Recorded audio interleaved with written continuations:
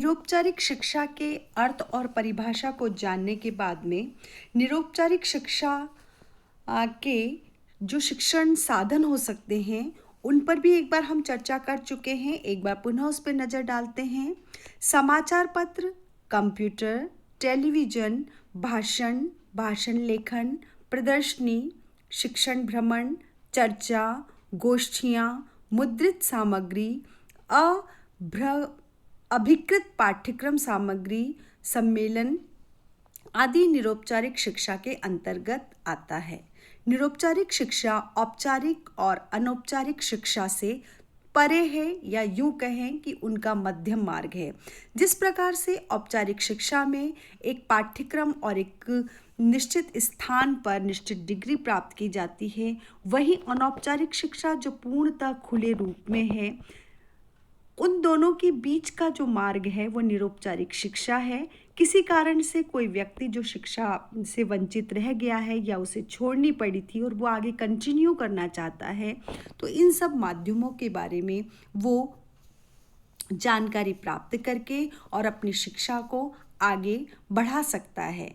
इसके लिए वो शाम की कोई क्लासेस है, जॉब करता है, शाम की कोई क्लासेस हैं वो ज्वाइन करके अपनी डिग्री को आगे बढ़ा सकता है। उसके लिए वो शाम की classes, NGO, open schools, open colleges आदि का सहारा ले सकता है।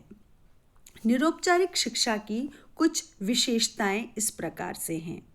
पहली है, यह शिक्षा विद्यालय से अलग बाह्य वातावरण में दी जाती है। इसमें जरूरी नहीं कि विद्यालय में ही लें।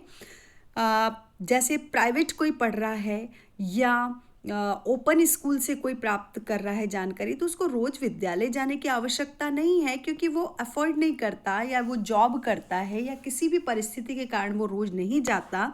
लेकिन बाह्य वातावरण या अपने घर पे रह करके भी वो शिक्षा प्राप्त करके और डिग्री प्राप्त कर सकता है। इस शिक्षा में आयु सीमा नहीं है। इसे किशोर, युवा, प्रौढ़ और वृद्ध आदि सभी प्राप्त कर सकते हैं।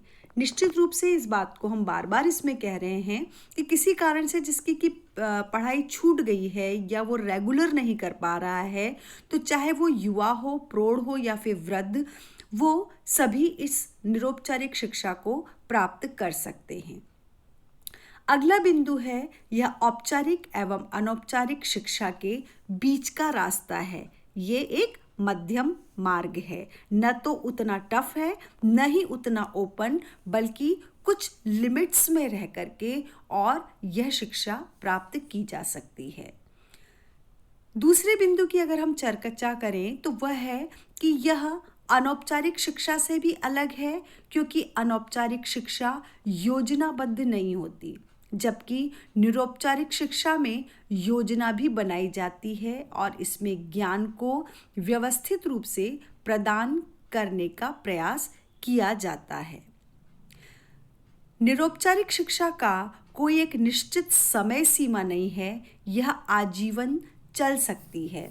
जैसे किसी ने फर्स्ट ईयर कर लिया, उसके बाद में वो 12th ओपन से उसने कर लिया, उसके बाद वो शिक्षा प्राप्त नहीं कर पा रहा, कुछ सालों बाद उसको वापस लगता है कि मैं करूं ये और कुछ और कोर्सेज करूं, तो इवनिंग क्लासेस ज्वाइन कर दी या ओपन कॉलेजेस उसने ज्वाइन कर लिए। इसके द्वारा इसमें न तो उम्र की सीमा है और न समय की सीमा है।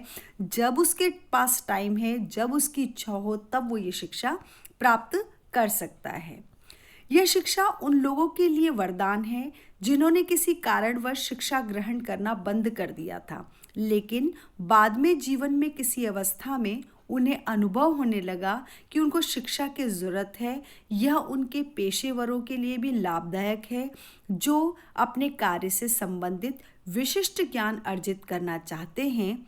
ऐसे लोगों के लिए यह सुविधाजनक है। समय तथा स्थान पर इच्छित विषयों व कार्यों की जानकारी इसके द्वारा प्राप्त कर सकता है।